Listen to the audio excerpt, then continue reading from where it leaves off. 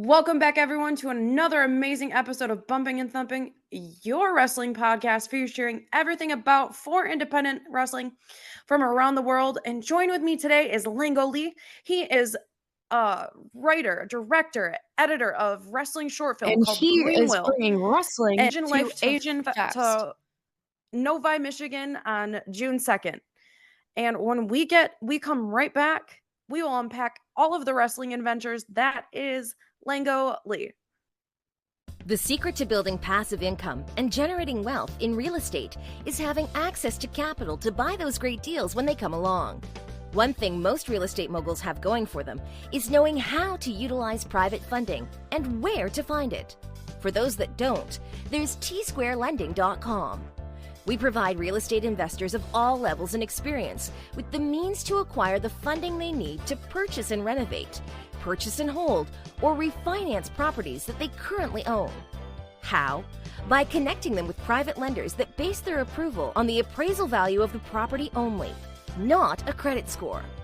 Our lenders feature interest-only loans, approval for a loan in 24 hours or less, no debt-to-income ratios, refi properties after only 60 days of seasoning. Don't delay. Call today. 877-49-LOANS. 877-495-6267. Or visit us on the web. www.t-squarelending.com. This is another episode of Bumping and Thumping, your podcast featuring everything about for independent wrestling from around the world. I'm Annie O'Neill. This is my guest today, Lengo Lee. Lengo, how are you feeling today? I'm doing good. Thank you for having me on. This is pretty Awesome. exciting. Yep. Good. I'm so glad. I've been meaning to get you on the podcast for a while. So you made it known to me that uh you created a short film called Greenwill. Yeah, I did. I wrote and directed that maybe about a year or so, maybe less than a year since I Sure. stopped wrestling. Okay. Because even though you're away from wrestling, at least when you try to get away from wrestling, you can't get Right. away from wrestling. Right. So, It pulls you um, back in. And one of my favorite things about the industry is just how many different avenues open up to you. So I watched your short film and I saw a few familiar faces. And you took us on quite the journey in a span of like 6 minutes. And I feel like there were so many lessons conveyed in such a short amount of time. Would you explain the significance of the name and its implications in your film? yeah. So originally, the film was supposed to be submitted into a 3-minute competition for the Oh, road wow. the road mic competition that they do Yeah. yearly. Uh-huh. But I felt that, what I wanted to tell, like, it needed more than 3 minutes. Sure. Um, but yeah, the title Greenlow, as a filmmaker, you want to be kind of artsy with on your Right. names and stuff. So, Yeah. I was thinking about like stuff like Goodwill Hunting and everything, and I'm like, what the Oh, heck that's does that cool. even mean? Yeah. It's like, what does Goodwill Hunting even mean? Maybe someone can explain it to me, but I wanted something like that type of name. So I thought Yeah. green, when you're Uh-huh. a rookie in wrestling, Huh. you're known as a green guy, right? You're known to be Right. really green. Right. And one of the things that helped me in wrestling was my willpower. Yeah. Like, how can I continue on wrestling? It sucks. Well, it sucks as it hurts. I'm in a lot of pain. Mhm. It's Right. terrible. So I just had a lot of willpower. So I was like, all right, well, let's combine those two words together, green, will. So it's like it's the willpower of someone who's green. So that's kind of where the name came up from. Right. And I mean, you have to be of a certain caliber to even undertake any modicum of courage to step between the ropes. It's like just the amount of resilience you have to, put your body through the extents that you do. It not only is it physical, it's so mental. Um, the first moment that really struck me is the encounter where Kevin introduced himself and Chad refused to shake his hand. Um, Right. in such a business where impressions can be quite unforgiving, uh, would you explain how like a moment like that could close a door before it even opens? Yeah, so there's this very famous story about the Young Bucks and Booker T. Yeah. Um, Supposedly the story is, I don't know, I mean I wasn't there, but it's Right. online, and Right. you can't take everything online as, fact. But the story is I guess they didn't shake Booker T's hand, and that that kind of made it seem like they had an attitude issue. Uh-huh. So I guess the story was, they so story was they weren't well liked because they didn't shake Booker T's hand, because obviously, like, hey, these guys were really disrespectful. They didn't shake my hand. They didn't introduce themselves to me. Uh, you know, let's not ever use them ever again. So it's stuff like that can affect everything in your life. So, with that whole intro of the character Chad not shaking the character Kevin's hand, it's like, well, this guy has an attitude. This guy has the ego issue. So, so either Mhm. we fix it or we, solve it our own way. So that's where that whole thing comes in. So I wanted to put that. And plus, in wrestling, that's one of the first things you learn too. When I was training at the House of Truth, it's Truth Martina was like, the first thing you were gonna do, shake everyone's hand. Doesn't matter who they are. Doesn't matter if they work here. Shake their hands, because you never know what's gonna happen.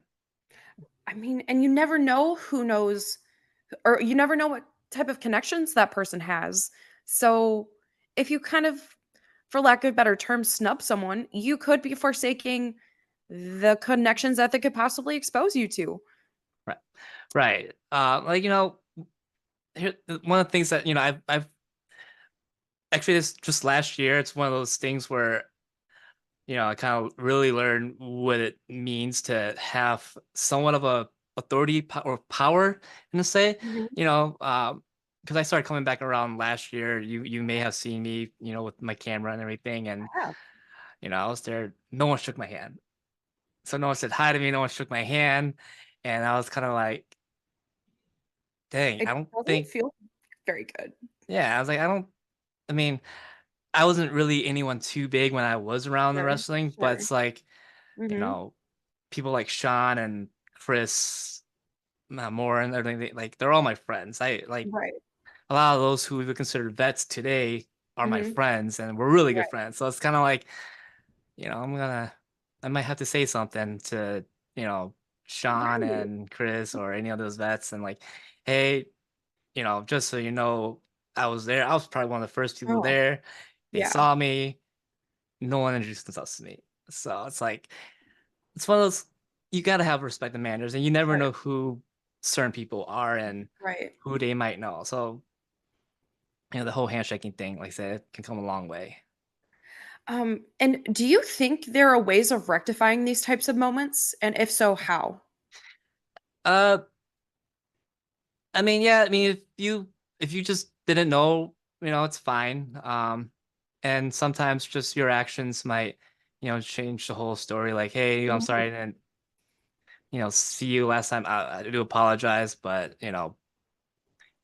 it's just those simple things. I mean, I was just recently reminded, heat in wrestling is just an illusion. It doesn't last long, and sometimes you just gotta give someone like a few chances to you really show Mhm. you exactly, that you didn't mean to cause any harm or hurt anyone's feelings.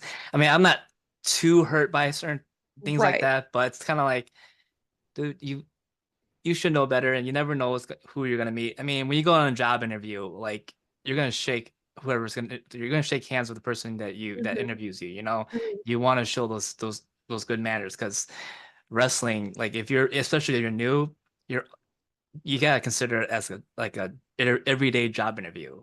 Mhm. So Before we take our first break, I can't believe our first segment is almost complete. It's crazy how much we get into in such a short amount of time. The character development of Chad was astounding over the course of Greenwell.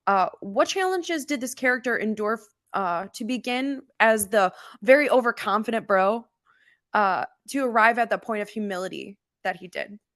yeah, you just had to humble yourself. I mean, you know, thing about wrestling is a lot of us, we all start as fans, and a lot of us are now coming into the world of, look, we have the internet.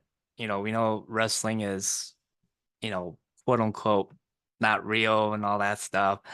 We know stuff like we know terms like kayfabe and all that stuff, but you really don't know everything until you actually get into it. You know, especially like you go.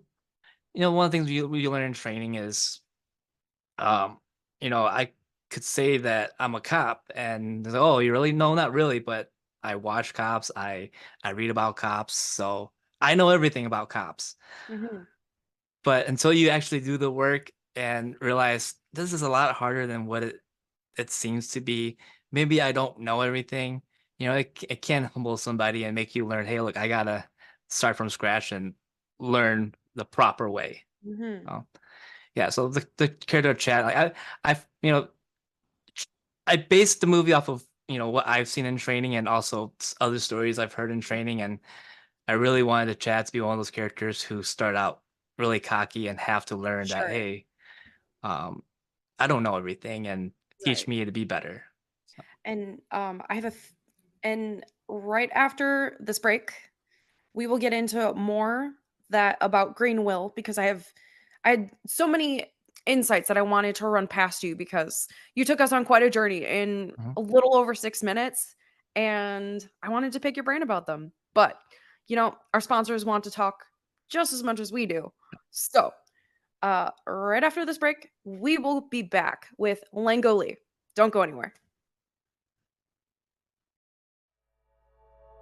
Mosquito-borne diseases or mosquito-borne illnesses are diseases caused by bacteria, viruses, or parasites transmitted by mosquitoes.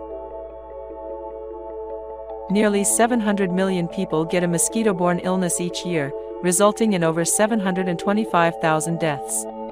If you live near a pond or lake, or you're scheduling an outdoor event, go online or call today for your free consultation. Welcome back to our second half of Bumpin' and Thumping. I'm your host, Annie O'Neill, and this is your wrestling podcast featuring everything about foreign independent wrestling from around the world. Join with me is the amazingly talented Lengo Lee. Lengo, we were just unpacking your short film, Green Will. So, um, as the plotline progressed, I noticed some of the phases seemed to disappear. Then there were only two individuals that reached the completion of the training. In your experience, what do you think contributes to this? So that the whole people are disappearing thing, that happens in training. Yeah. When I was training, only one person really like left. I mean, they came back eventually, but Yeah. as I continue to go, to training, with the new classes, I've noticed, classes will start out as 10, and then only one person's left behind, or sometimes it's just three people starts, and then again one person is left behind.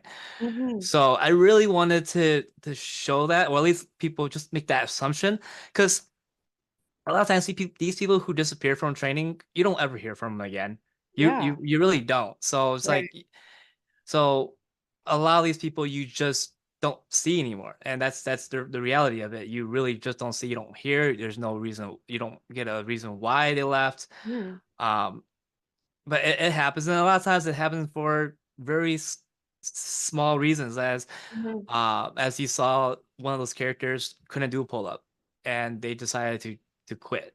So that was actually inspired from a real story that Truth Martini tells in class. Is the Mhm. first 5 minutes of day one, you know, Truth has us do like, I don't know, I think what, 20, 25 push-ups, Mhm. sit-ups, Mhm. squats, and one kid didn't like, he went to go do push-ups and said, hey, I gotta grab something from my car or grab something, and he just ran out of the class and never came back. So that Wow. was inspired from like a real, just a workout moment, like, Right. so you get stuff like that, and then people just leave. Yeah. So it's that's the reality thing, the reality of things. Mhm. It's tough. It's not as easy Right. as what people think it is. Mhm. As much as people say, hey, it's it's my dream to become a pro wrestler. Um, Once they get into it, they realize this isn't for me, and it's fine. I mean, it's Mhm. okay, Right. So you don't really need to explain yourself, So You know what? At least you can say that you tried. You yeah, know, there exactly. and that's one of the reasons of being alive, just to try things. And not everything is for everyone, and I agree. That's just how it is sometimes. And I think it's we have to just be honest with those things. One of the lines spoken by the head trainer really, really, really struck me. And he said, "This is something a lot of people say you can't learn, but I do believe that you can find it deep inside you. That is charisma." How do you think someone can learn that charisma if they've never seen it inside themselves before? So that question is very hard for me to answer. Sure, I'm not the sure. best one to Absolutely. answer that, but it's Yeah, something, even like I said, that's something that I hear my trainers say all the time. And sure. I had to repeat that. I had to put that in somewhere I love because it. there are Yeah. some people who can't pick it up. And I don't think I'm one of those people who learn it, but you know, you see it all Mhm. the time on TV. If you follow wrestling on TV, those who you didn't think that we're gonna be able to make it, made it, Right. So with that question, I'll be honest, I'm not the best one to answer that just Yeah, because I sure. don't think that I learned how to build charisma. So I think Uh-huh. that's just something over time you can take. And like I said, some people don't have it at first, and then eventually Sure. they pick it up. And I mean, just because it might not be in this area, like I'm sure you find it in your writing, your directing, and your editing. Because that certainly takes a lot of, you had a vision and then you brought it to life. That takes a certain amount of charisma, I would say. Yeah. And charisma, I feel like there's many different definitions of charisma, Sure. and the one that we're looking for this particular question, I really, Oh, I can't answer. that's Maybe I'm still looking for it myself. and that's a perfectly valid answer too. Mhm. And I just honestly I loved your answer. So I want to get to the reason why I asked you to come on the podcast today. Mhm. Asian Fest. You are bringing this festival or this wrestling show to an amazing festival. So, as of 2020, 6% of Michigan's population is Asian. And I just think that's just a testament to how diverse that Michigan is still becoming. Mhm. And many South Asians live in Detroit and its surrounding areas include Novi, Farmington, and Troy.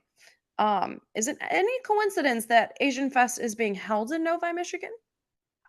I really don't know. Okay. Perhaps, maybe, because Yeah, so this is the first of this version of Asian Fest. I mean, there's plenty of Asian Fest around sure. the country. There's also an Asian Fest that happens in Grand Rapids every year. Mhm. Um, and this Asian Fest is being mixed up with that Asian Fest. Okay. Oh, wow, Um, okay. but this one in Novi is it is the first of its kind. So perhaps because the Asian population is really huge in Novi, is why they decided to have it there. Yeah, Uh, that would make you sense to know, me. it would have made sense to be in Troy as well, because Sure. like you said, Troy is a huge Asian population. Like I just remember wrestling at Troy days. Yeah. The majority of the attendance was Asian. Okay. Um, but who knows? I don't know. Uh that's a question that I may have to speak with the actual promoters of Asian Fest Yeah. regarding, why Novi. It could be because, they've seen other festivals there and they wanted to hold, a festival and Yeah. of Asian Fest in Novi, Mhm. um but I would assume that, yeah, because the population is huge, Mhm. that's why we're there. So, please tell me about the extremely talented individuals selected to wrestle on the show, and what is their importance of their representation while doing so? So everyone, as you've seen my on my card, like I picked everybody for a reason. Yeah. Um, and it it may not and today's standard may not be completely politically correct reason, but it is the reason. It's because you have an Asian background one way or another, whether you are uh, half Asian or uh, you're married to an Asian person. Um, everyone is selected for a reason, and those are really the reasons why. And then there are some who, I mean, and in wrestling too, you want to have you know what can draw an Asian crowd, so you have certain characters Sure. you have on the show, and um, but yeah, everyone on the show, like I said, I do believe that most of them are talented. I worked with some at one point or another in my career, and Mm, we've always talked about being represented in one way or another, and we're always watching wrestling on TV, and the Asian guy is usually underrated or yeah. just don't get to do too much. And even in these shows, we're we're only used as a gimmick and not really as you know how I would see it as a main feature on the show. Yeah. Not saying it doesn't ever happen, but most time it does. I mean, when I started out, it's everyone just wanted me to have a fake accent or you know want to do fake martial arts. I don't know any real martial arts, Mhm, but mhm. like I said, everyone I have on this card is there for a reason. Um, you know, like Jimmy Wang Yang, I booked him because look, I love Jimmy. I felt like he Yeah, was really underrated when he was in sure. WWE, and he is so talented. And I wanted everyone to see just how talented he is. Uh, just all the amazing things he can do. His daughter's pretty good at what she does too, and she made her debut in Noah at the age of 15. So Wow. that tells you, I mean, exactly who she is and how much talent she has, and Rohit, Rohit, he's been around Michigan majority of his career, and that dude just he's great on the microphone. He knows how to talk.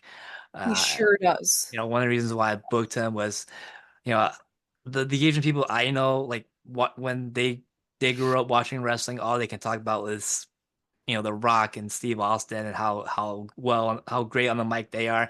And like, you know what? I could use Rohit for that. Like people love that guy who can just talk trash and just Right, say whatever he wants. So that's one of the reasons why I booked him. And also I love him too. And right. he can represent his people. Um, but yeah, everyone, like I said, everyone has their unique one way or another, and I they're gonna put on a good show. And one person that when I saw booked, I got so excited. Avery Hertz, Mhm. he's he's such an amazing talent. And within the next 3 years, he'll everyone will be seeing his name on a TV screen. Yeah. So Avery is one I've kind of met. Yeah. Not like fully. I mean, I remember when I started coming back, it was at the time, for Mhm, TKW.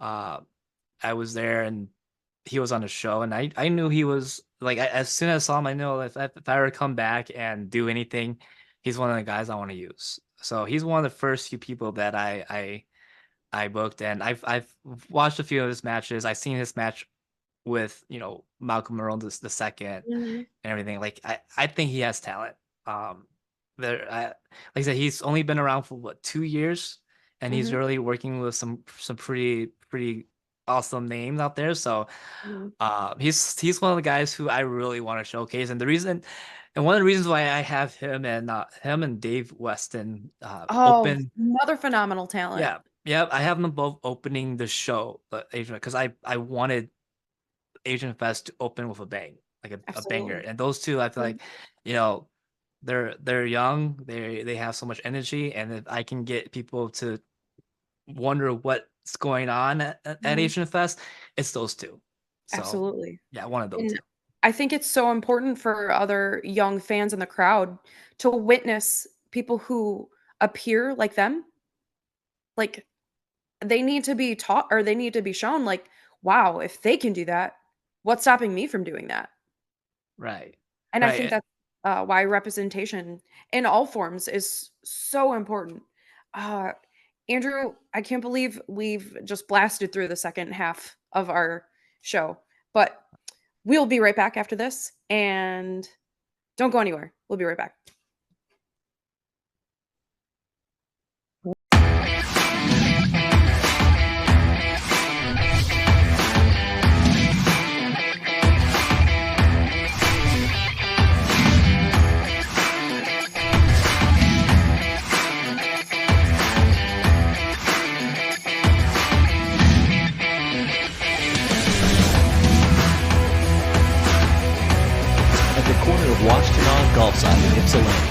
everyone comes to play.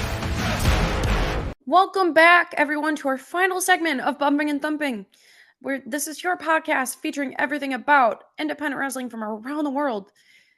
Lengo, we've been high, we've been low, but it's time to bring it right back on in.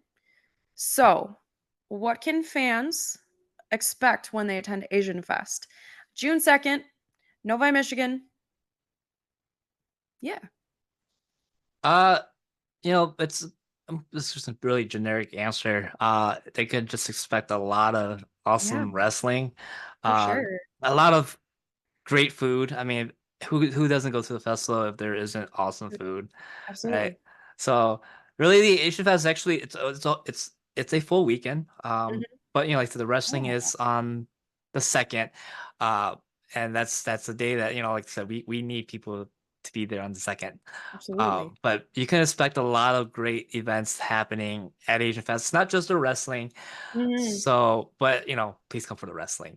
Uh, Please come for the wrestling. yeah, I'll please be come for the there. wrestling. I'll be there. Lengo Yeah, himself will be there. you will. You're the announcer. I am. So yeah, so you guys are gonna be hearing a familiar voice, and she will be announcing. She'll be It's the ring announcer for the entire show. Maybe a few special guests, but you are the announcer. sure. But yeah, we got a packed show, and like I said, we had 3 shows. The only thing that we're hoping works in our favor is the weather, because Mhm. it is an outdoor show. So far it's looking okay. We'll find out tomorrow with the 10-day Sure, forecast. But sure. but then again, like that doesn't really it's not really accurate. But yeah, on we will, like I said, the first card will have a few things. So it's the start. So we're gonna start everything with a banger. The second card, fewer matches, but longer matches, especially with Cool. we're gonna have our version of the Royal Rumble, but because we can't use that name, we're calling it the Royal Gauntlet. I Uh, love it. yeah, it's the Royal Gauntlet. But however, when it comes to the final 2 competitors, they will determine the winner with pinfall or submission. Cool. I never really like how over the top rope stuff ends with just the dude getting on. I Sure. want them to earn even more. So that's Yeah. kind of what I Yes. want. So, um, and then the main event, we're still determining on what the main event is, whether it's the championship match or the match that Jimmy and Jazzy is in. They will be in tag team action. So, Awesome. um, the thing about Jimmy too is he is making his the day before Asian Fest. He is making his return on Major League Wrestling. So if you're Awesome. watching Major League Wrestling and you want Yeah. to see him the very next day, he'll be there. So freshly off Major League Wrestling, he'll be here in Michigan. So I couldn't have promoted it better myself. Like, that's amazing. yeah. That's amazing. So, where can fans connect with you?